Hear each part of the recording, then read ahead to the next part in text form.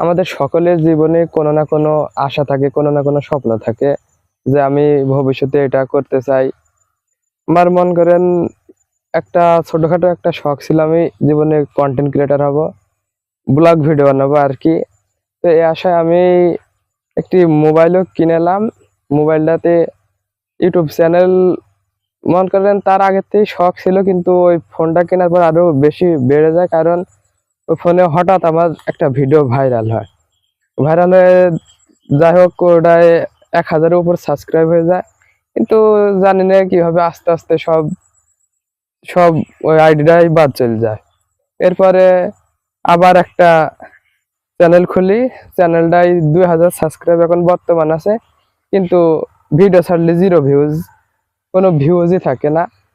তো ওটাও বাদ দেওয়ার পরে আমি গত কয়েক বছরে অনেক কয়টা ইউটিউব চ্যানেল খুলি, কিন্তু এমন প্রথমে ভালো ভিউজ আসে, অনেক ভালো ভালো ভিউজ আসে, কিন্তু পরে যে দেখা যায় আর কোনো ভিউজই থাকে না, জিরো ভিউজ হয়ে থাকে।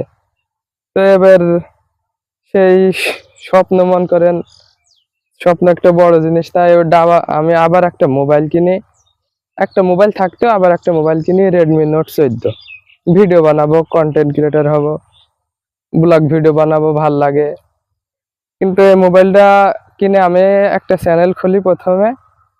ওটাই ওটাও সে আগের মতনই, প্রথমে ভিউজ যাই হোক কম বেশ আসে, কিন্তু আবার সেই আগের মতনই হয়ে যায়, জিরো ভিউজ, আর ভিউজ আসে না।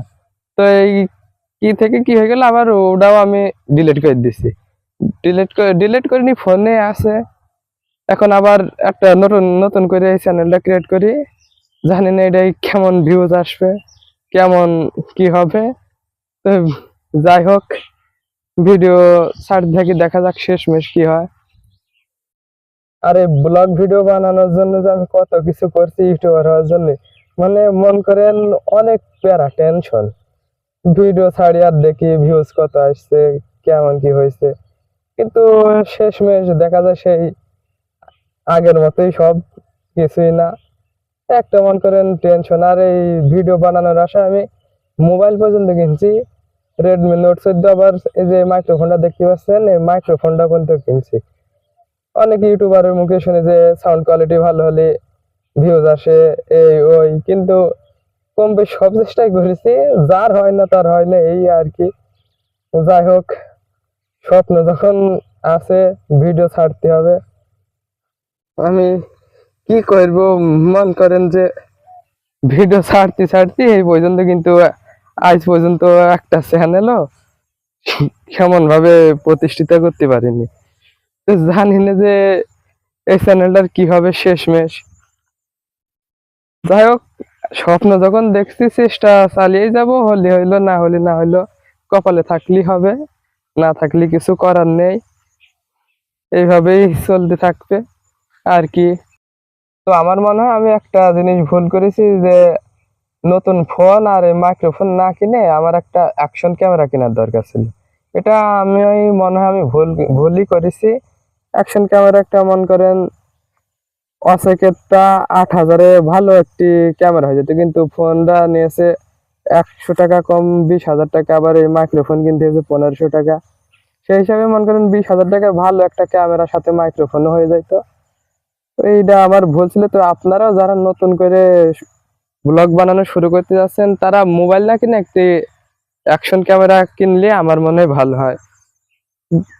অ্যাকশন ক্যামেরা মনে করেন আপনি 2500 টাকাতে 10,000-এর মধ্যে ভালো ভালো ক্যামেরা পাওয়া যায়। এবং আমি একটি ভিডিওতেও দেখেছি, এক ব্লগার ভাই, তারও আমার মতন নতুন চ্যানেল, তবে তার ভিডিও কম বেশ ভিউজ হয়। সে বলছে যে সে অসেকের একটি ক্যামেরা কিনেছে, ক্যামেরাটার দাম নিয়েছে 7,500, আর একটি মেমোরি কিনেছে 2,000 টাকা দিয়ে। সে সর্বমোট সব কিছুই দিয়েই তার 10,000 টাকা খরচ হয়েছে, মেমোরি কার্ড, ক্যামেরা স্ট্যান্ড মিস্ট্যান্ড দিয়ে 10,000।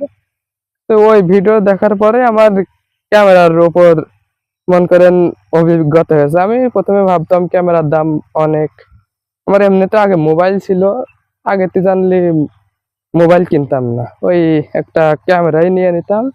ভিডিও বানানোর জন্য ক্যামেরায় আমার মনে হয় ভালো হইতো। যাই হোক, আপনারা যারা ভিডিও বানাতে চাচ্ছেন ওই একটা ক্যামেরা নিয়ে নিন।